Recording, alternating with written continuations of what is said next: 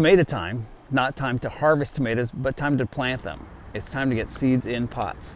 We're going to be planting tomatoes today, a variety that I've grown several years now, a Cherokee Purple. It's an heirloom variety.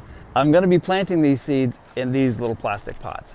I've had these for several years, and these are great to have around in the garden because growing seedlings in pots, it's really great because I can put them all together and manage them in a small space. They don't get a lot of weeds. I'll be filling these pots with some of our compost that we developed here at the kitchen house. And I'm a huge composting fan. I really think this is something it's greatly satisfying to develop compost for your plants. If you don't have a composting system, it's readily available at a lot of nurseries. We've got a nursery here in College Park. Great friends of ours, Appenberries, they're on Edgewater Drive. They're happy to set you up with a bag of really good organic fertilizer that'll help plants grow. If you mention our name when you're picking up a bag of compost, they'll throw in some free pots for you. I'm going to get started filling these pots with soil.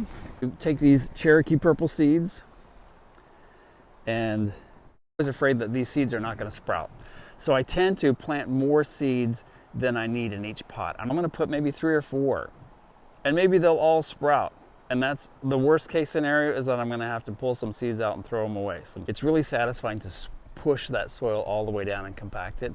I don't want to do that because I really want to maintain that spongy kind of consistency, almost like a really fluffy chocolate cake. A real hurdle for people, gardeners, is the idea of how much to water and when to water. I always tell people that you're probably not going to overwater a plant when you first plant it. Getting it till this is really wet is what you want. If a little drips out the bottom, that's not a problem, but you want to make sure that this is thoroughly soaked. The problem arises when I want to thoroughly soak it very often.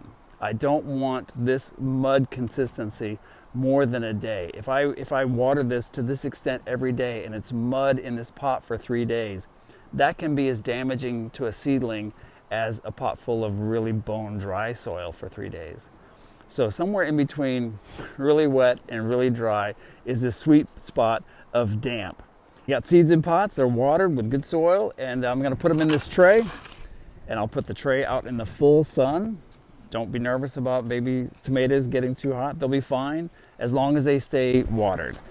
Check back in with us. We're going to be posting videos about every week or so.